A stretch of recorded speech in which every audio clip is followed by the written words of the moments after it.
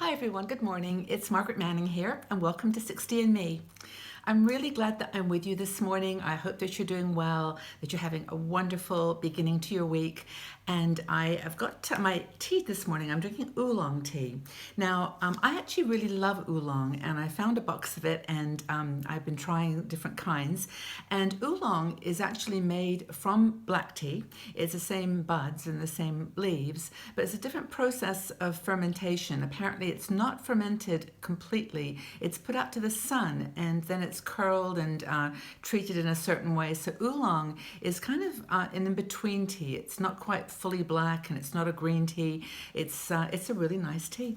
I love it, oolong. So you'll see all kinds of mixtures of oolong tea, and perhaps you've got a favorite, but I'm drinking my oolong tea here this morning. It's a kind of a darkish brown color, and I hope that you've got a cup of tea or coffee, and sit down and relax. And this is our time together. We can chat about the things that are important to us, things that may be going on in our lives.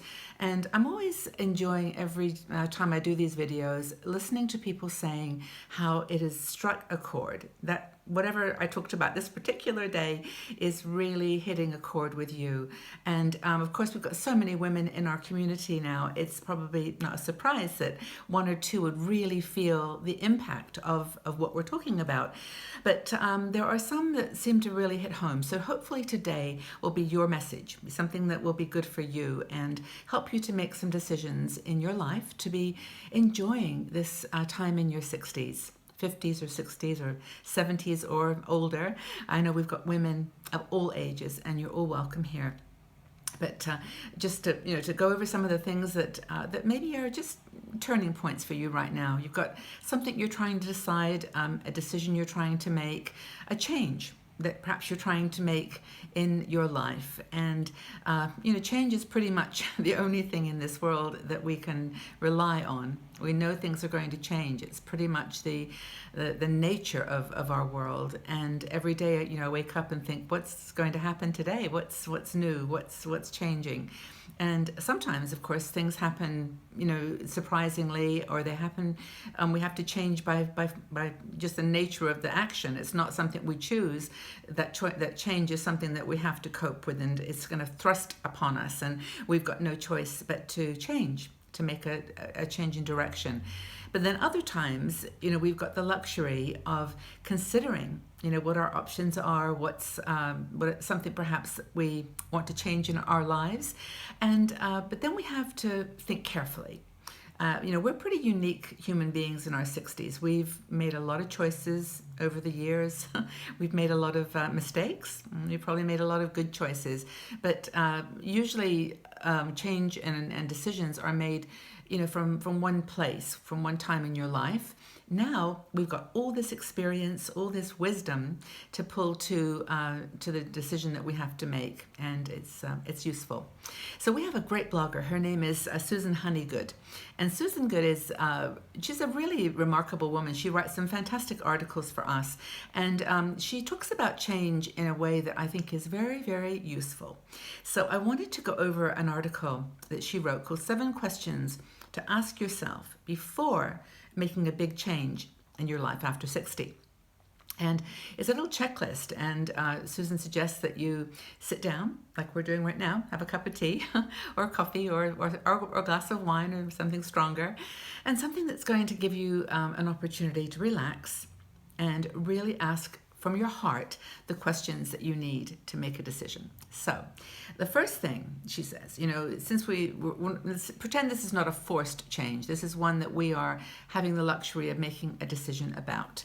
So sit down, 7 questions, and maybe get a piece of paper and do like 2 columns, positive and negative, and make the comments relates to each one.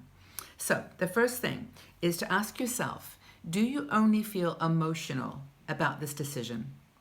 Is it something that is really, really impacting you from the very core of your being, and it's just emotionally overwhelming and you have to make a change, or you feel you do? Are you feeling excited about this change, but only from an emotional level? And you know what that feels like. We all do. It says, It's that sort of I don't like a wave that comes over you that you just can't control. It's so emotional. But Susan suggests that you ask the question: is it also an intellectual excitement? Have you thought about this decision enough, or this change that you're going to make in your life, to be both emotionally gratifying? It's what you want to do. It's something you're excited about, or is it also intellectually stable? Do you have some good backup data to support your thinking?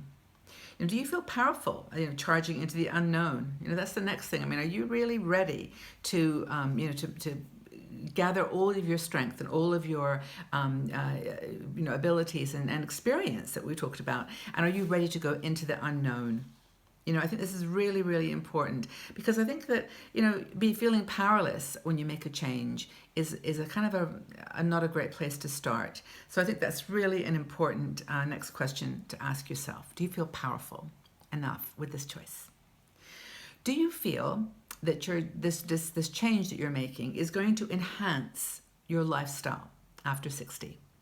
Now, enhance is a pretty nebulous word. I mean, is it going to make you feel better, look better, be better?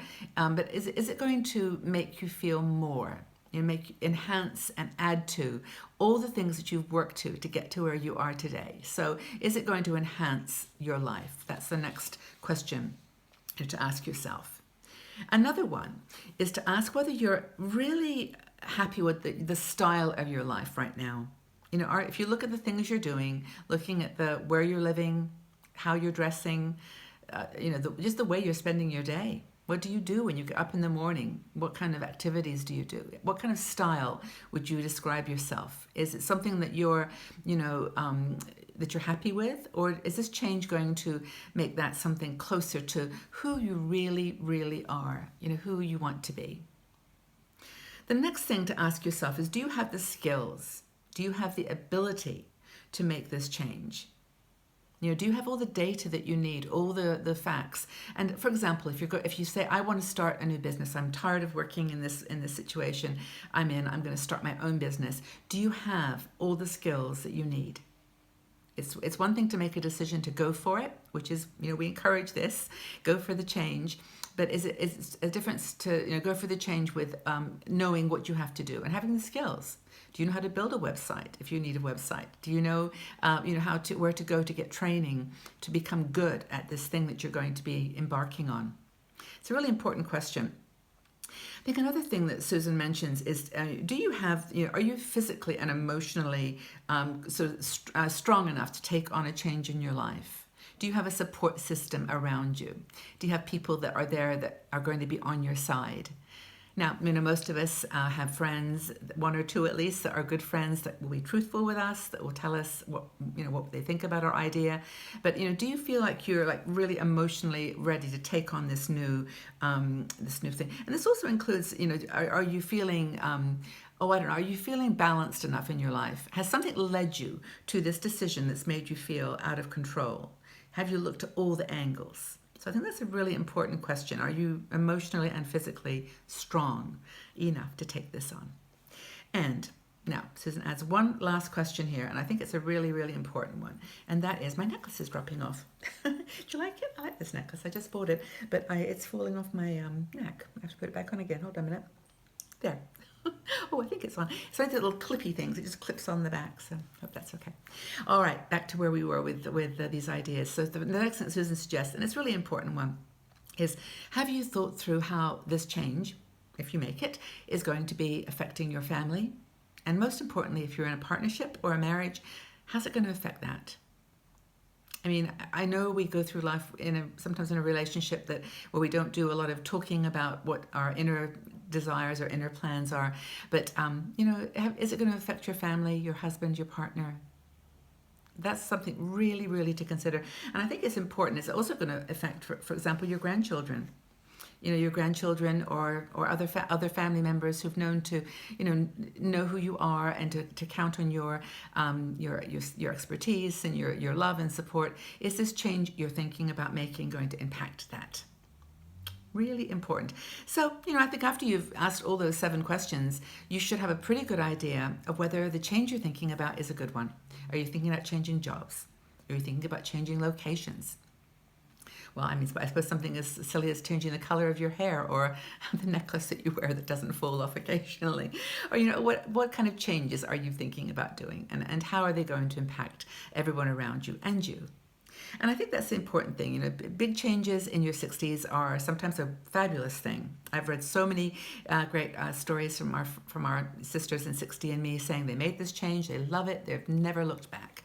They've moved to a new country or a new part of the world, and it's never, going to be the same again. I think that's important, to take those risks, but it's also important to ask the questions.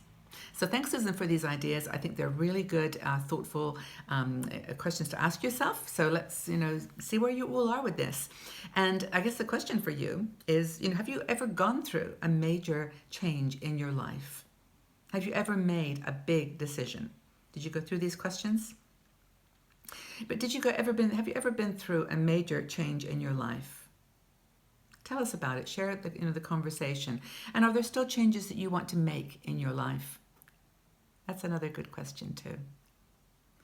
So thank you again for being here today. I hope it's been useful. I hope it's been a good conversation and it's worked for you. 1 or 3 or 500 people out there who have found this a useful dialogue. So please leave your comments in the section below. Have you been through a major change in your life? Or are there some changes that you're thinking of making? I look forward to reading your comments, joining the conversation. And again, I'm so grateful for you being here. I'm just so honored to have a part in your life, in this journey that we're all on together. And I look forward to speaking to you all again really soon. Take care, everybody. Bye-bye for now.